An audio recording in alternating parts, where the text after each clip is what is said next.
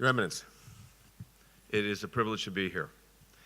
Some of you may have heard me speak in the past, and I've often talked about, as Andy alluded to, a little bit about my grandfather's, on my father's side, pilgrimage to the United States.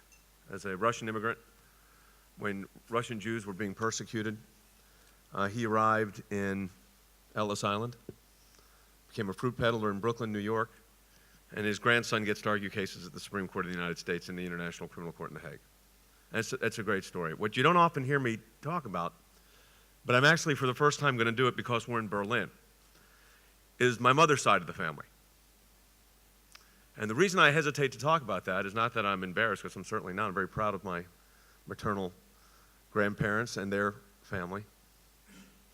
But this particular place that we're in, this country that we're in, had a dramatic impact on my family. My mother's mother, my grandmother's maiden name was Fuhrer. My grandfather's, my mother's father, his name was Wortmann. They were German Jews. They had left well before the Holocaust, that side of my family. But their relatives, my cousins, great aunts and great uncles, never left Germany, which is not actually true. They did leave Germany, but it was not of their choice. And when they left Germany, they left in the ashes of the Holocaust. So this is a very important time for me personally. I remember when George was doing the introduction and his cousin, the Metropolitan, was there, and you're saying, George, it was an emotional time for you. This is an emotional time for me. I, at one time, had made a promise to myself that this would not be a country I would visit. Nothing against the country or the people, by the way. Just the historic background that my family went through. And I think when I came to Berlin, though, I was not only thrilled, but the first sight I saw when we pulled up to the hotel was that Star of David in front of the Brandenburg Gate. I took that picture, put it up on Facebook, and then I sent it also to my father. My mother's passed away a number of years ago. And I said, here it is, the irony of ironies. But it does tell you that God's in control of the universe. And Andy and I had the pleasure this summer of serving as visiting fellows at Oxford University at Harris Manchester College. And I began a passionate study of the British diplomat Benjamin Disraeli, for a couple of reasons. Very appropriate to this, I might say, in a couple of contexts. Number one, Disraeli, unlike his European counterparts, when there was conflicts between the Russians and the Ottoman Empire, Disraeli backed the Ottoman Empire. He was more concerned about problems under Russian control at the time in the Tsars than he was about the Ottoman Empire. We also share something else in common. Disraeli is Jewish by birth, or as he would say, Jewish by race, Christian by creed. I wouldn't quite say it that way in this time, but we would certainly share the same philosophical and theological base. He had a motto: nothing is too difficult for the brave. And I want to commend Your Excellencies, Your Eminence, Archons, because you've been brave. You've been brave in the stands you're taking for the patriarchate, for the ecumenical patriarch. You've been brave in the positions you've advocated. But the bravest is actually the ecumenical patriarch himself. As I often tell people when they first meet me and they'll say, we really appreciate what you're doing and appreciate the stands you're taking. I said, I'm the lawyer for the stands that we take. The person that's really paying the price for these stands that they take are the clients. And if we were to view the relationship between what you all are doing, which is a great thing, but what the ecumenical patriarch finds himself in is very different. So we have to understand, I was sharing this with the judge, about timing. I could go through a long dissertation, which I'm not, about the utilization of the European Union, the European Court of Human Rights, which is already recognized in one context with the orphanage case that we were involved in, the ecumenical patriarchate, the nature of the patriarchate. I could cite you the cases and the law, but I think that's been well covered.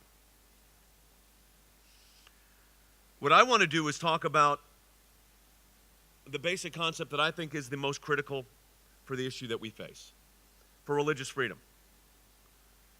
And that is legal personality. Because the denial of legal personality, and we've said, some others have said this, everything else falls. Disraeli recognized this, by the way, in his negotiations with governments. You have to recognize the entity. You have to recognize the government, even if you disagree with that government, because you can't negotiate with something you don't recognize.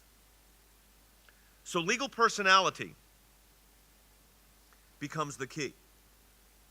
You know, I've used this phrase, and Andy's right, I've had a very unique career. I've represented the Israeli government in actions as diverse as the International Criminal Court in The Hague. We negotiated with Father Alex's request help for the Patriarch Theophilus in Jerusalem. I've represented Israeli government officials. I've represented Palestinian Christians who have, under the control of Hamas.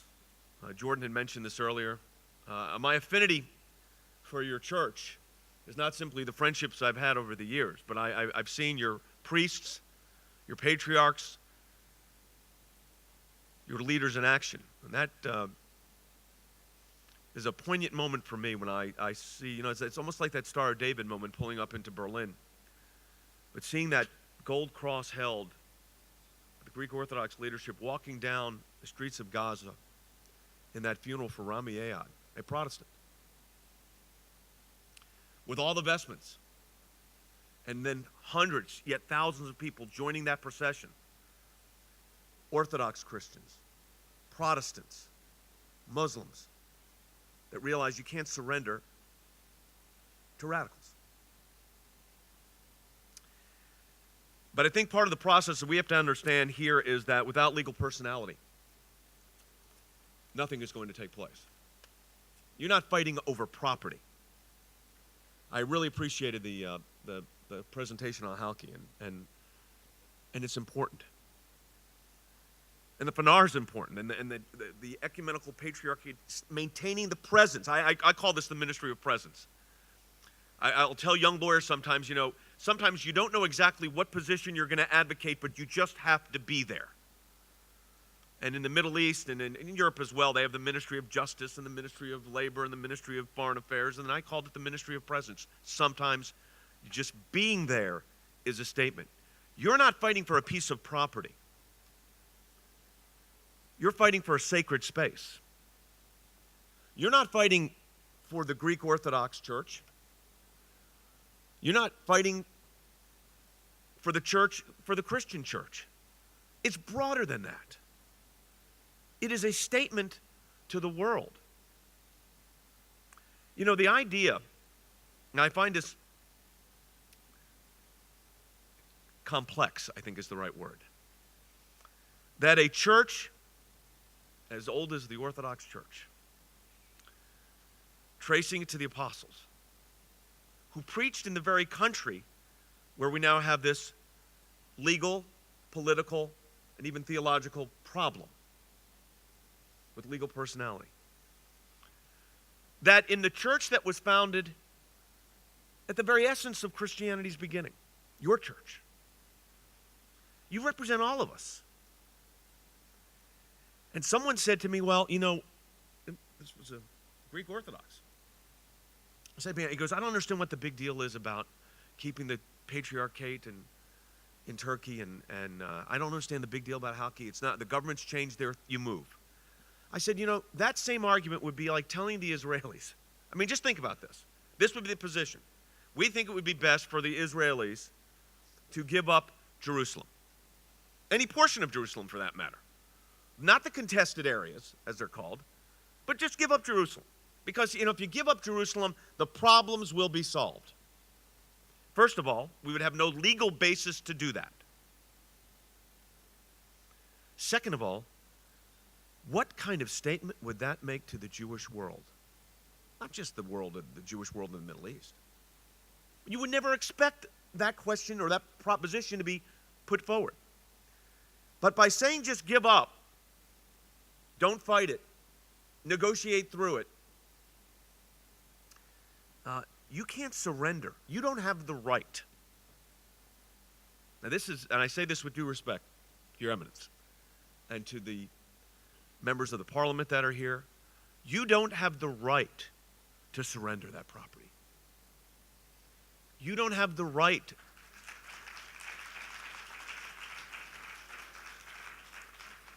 You don't have the right to surrender the Patriarchate. You don't have the right to surrender Christendom in an area it's been since its founding. You know, governments tend to come and go. It's certainly true in Turkey. It's true in every civilized society. Governments come and go.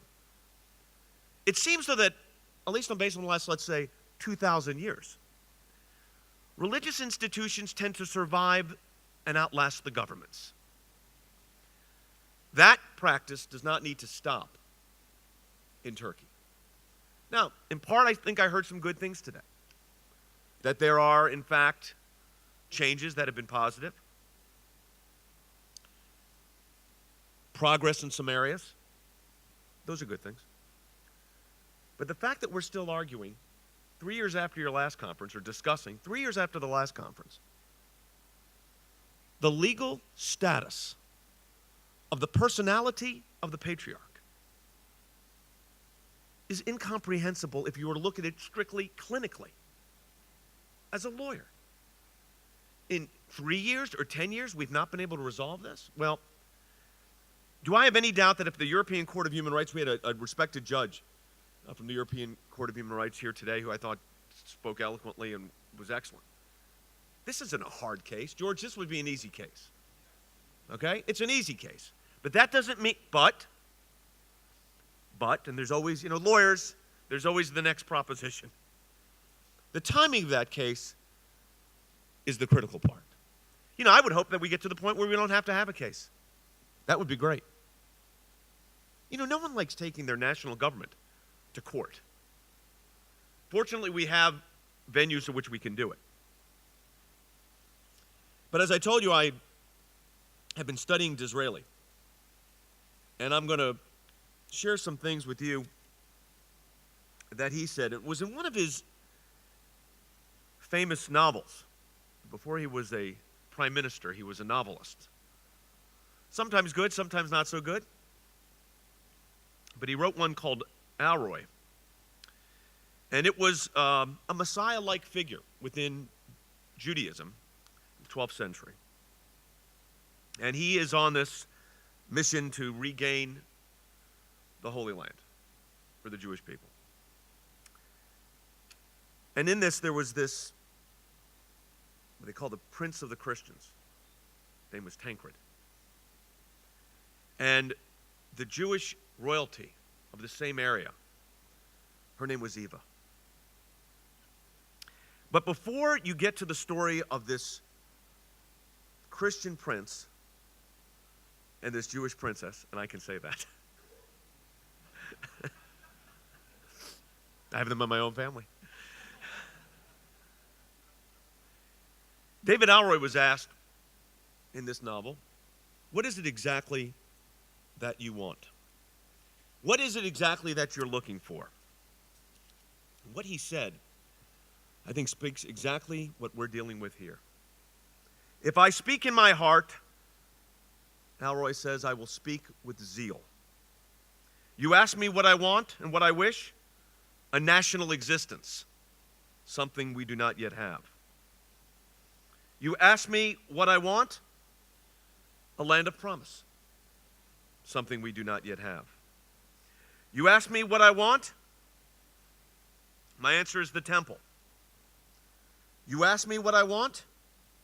Our right to exist, to worship as we choose, to practice our ancient customs and our ancient traditions. Now, I could apply that almost precisely to this situation here. You ask me what I want. National recognition by the government. Not as a state within a state. Certainly not that. But as the Ecumenical Patriarch, who's been in existence longer than the government has been in existence in Turkey. You ask me what I want? I'm not asking for a land of promise. I'm asking for the land that we have, and we have had for millennia. You ask me what I want, it would be to practice my faith in our churches with our ancient customs, no different than the Israelis in that point, the Jewish people. It's the same zeal, the same desire. You ask me what I want. It is not simply neutrality. It is not simply the sense of tolerance. Tolerance, by the way, would not be a victory. Toleration is not equality. Toleration is you're a bother, I have to deal with you. Acceptance is what is necessary. Not that the government will represent the philosophical and theological position of the church, but that the government will recognize the existence of the church's right to exist. You know, when you put this case down to the essentials, this is not a hard situation. It's politically difficult. It should not be. You ask me what I want. Let me tell you, as someone that is a co-religionist with you, but outside of your tradition, what I would like for you, because it impacts me and my family. I want to do everything I can to make sure you have the right to practice what you want to practice in the country upon which you've been operating on for 1,700 years.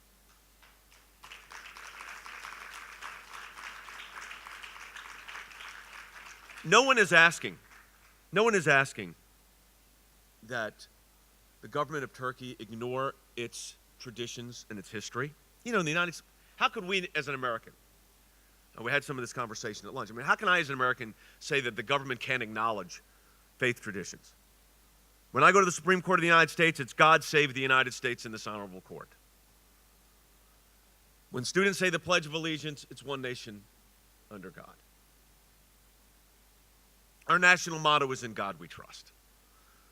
We're not neutral towards religion.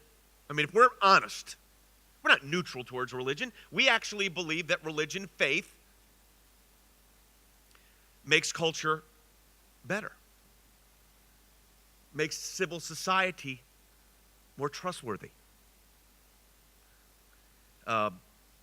When the debate was going on in England at the time with Disraeli was prime minister, it was the big debate over evolution. And Disraeli acknowledged, he said, "I'm not a scientist."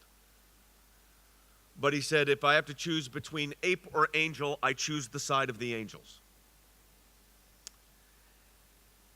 And I think there's some of that here, in the sense that humankind can be trusted to an extent, but human mechanisms, human institutions, without the divine, can be dangerous. You know that spark of divinity? I feel like I'm staring at your evidence while I'm saying this. So I understand where I'm coming from, and I know you do.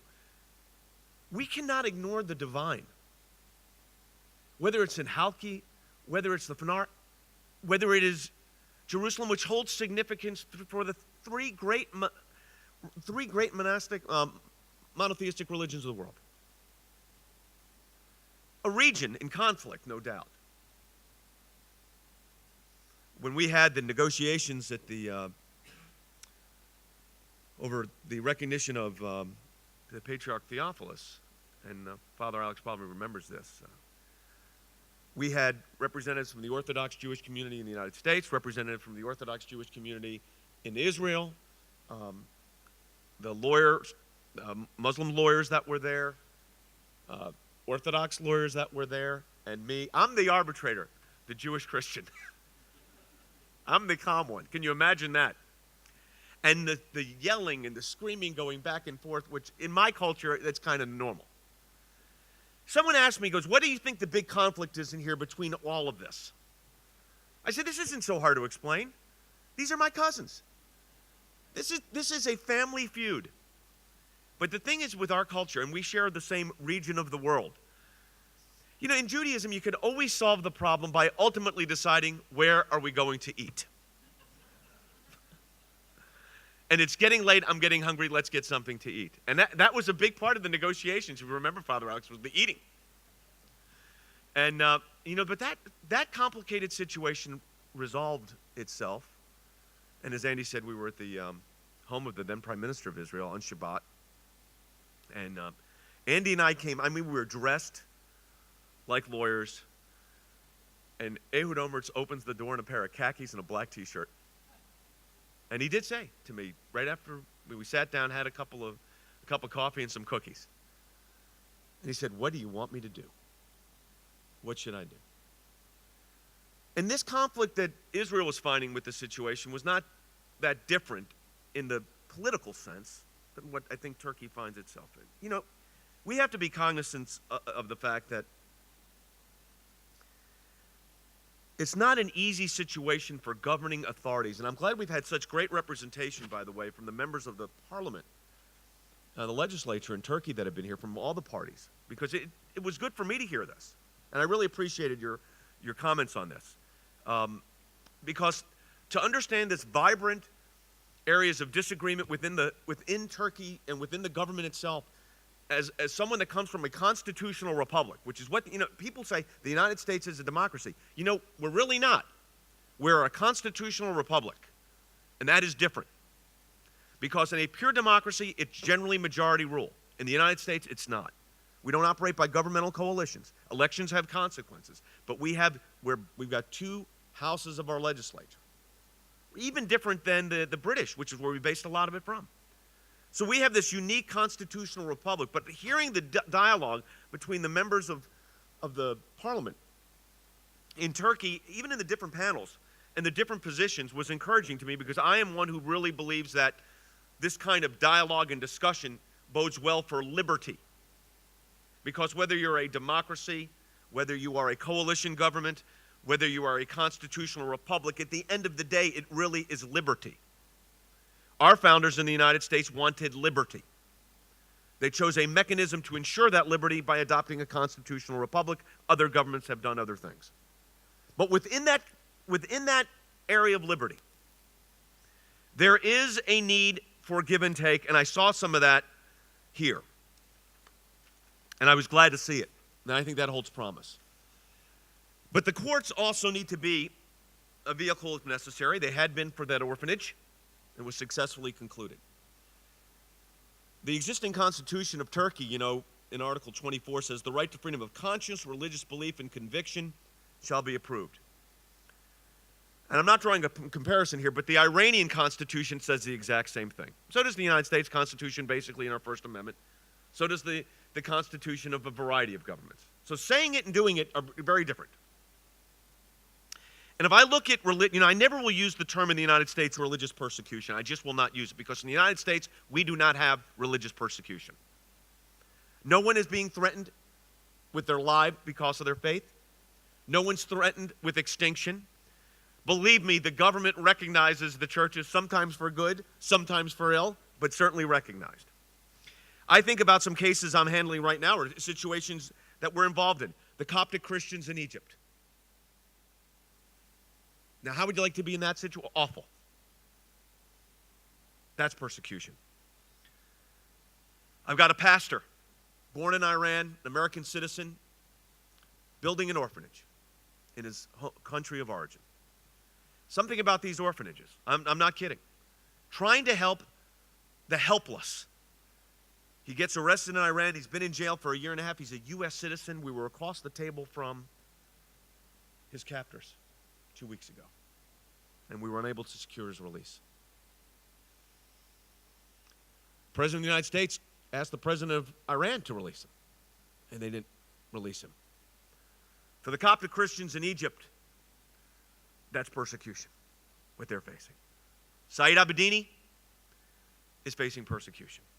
I got a call today from a state legislator. He's concerned that they may not allow his prayer or a particular prayer at their opening of their legislative session. That may be an act of religious discrimination. It's not persecution. Your situation, though, in Turkey is a bit of a hybrid. You have existence, not recognized. You have the right to worship, not really protected. You have a constitution, that protects these various freedoms, but it's not particularly being forced. But what I did see, and I'm not going to take political sides in a government and a citizenry with that I'm not involved in. So I'm not taking sides in the Turkish debate. I can't. Except when it comes to one thing, liberty. Turkey represents that it is the model in the Middle East. In a Muslim-dominated culture, Turkey has been the model. Through ups and through downs, it's been the model. That model's not recognizing, as it stands right now, the legal personality of your church. Oh, it's fine to say that the patriarch is the patriarch for the folks, for the members of the church in Turkey. But it goes beyond that. You know, I don't like the idea of submitting lists to government to approve clergy. Could you imagine in the United States of America,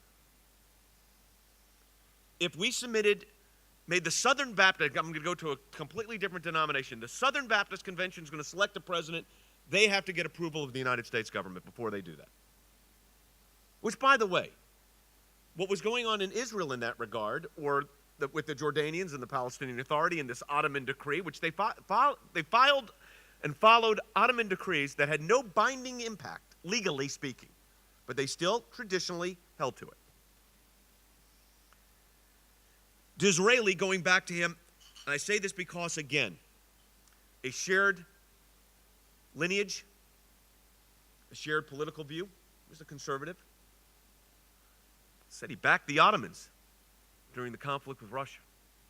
So he wasn't anti-Turk at all. He went to the floor of the House of Commons in 1851 because in 1851 in England, Jews could not be members of the parliament. Was not allowed. He went to the floor of the House of Commons. I'm going to read you what he said. He could have given he was trained as a lawyer, he could have given a legal defense of why Jews should be admitted under principles of equality and neutrality and fundamental fairness. Instead, he gave a theological one.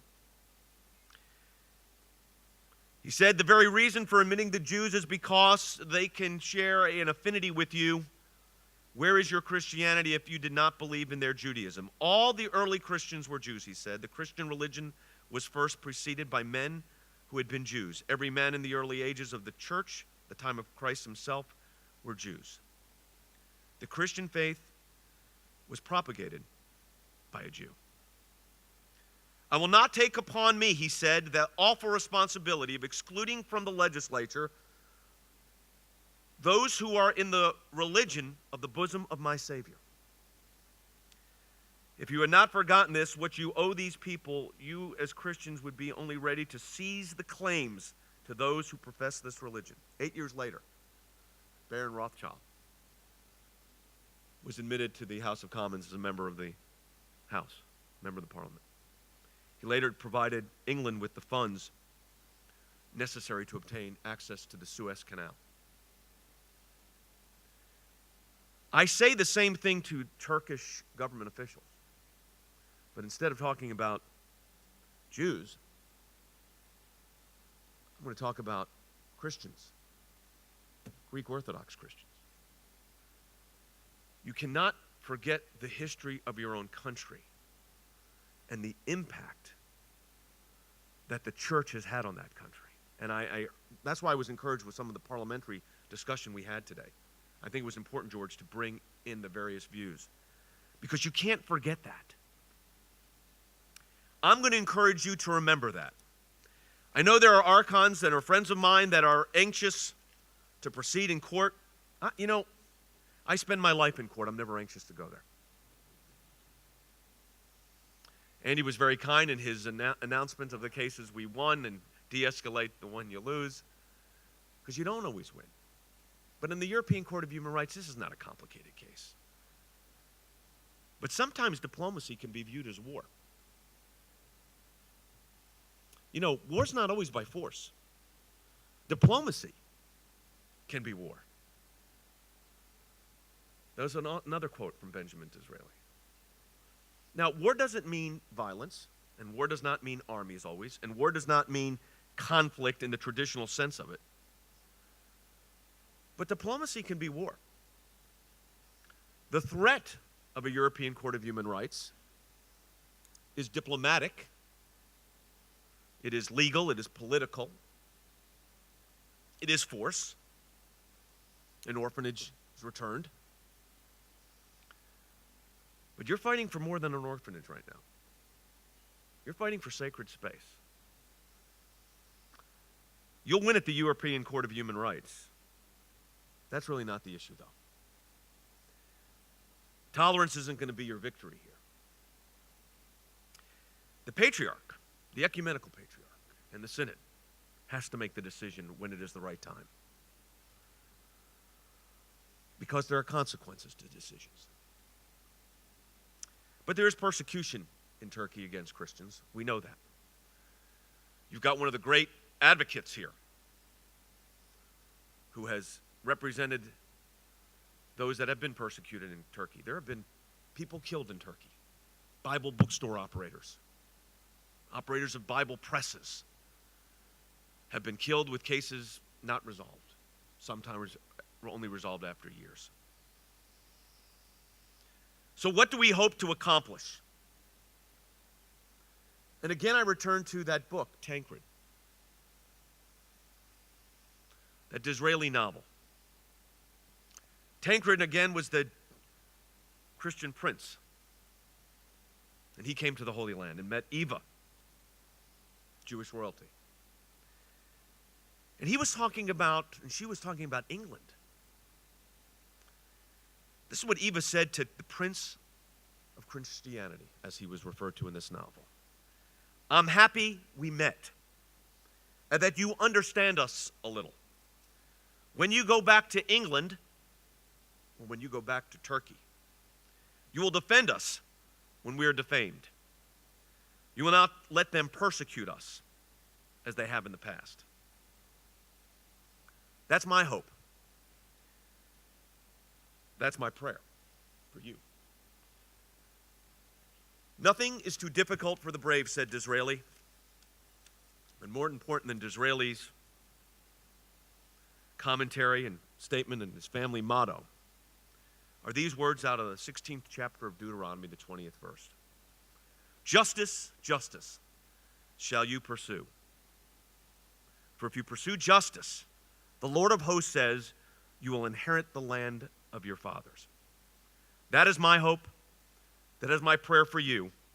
That is my prayer for all of us. Thank you very much.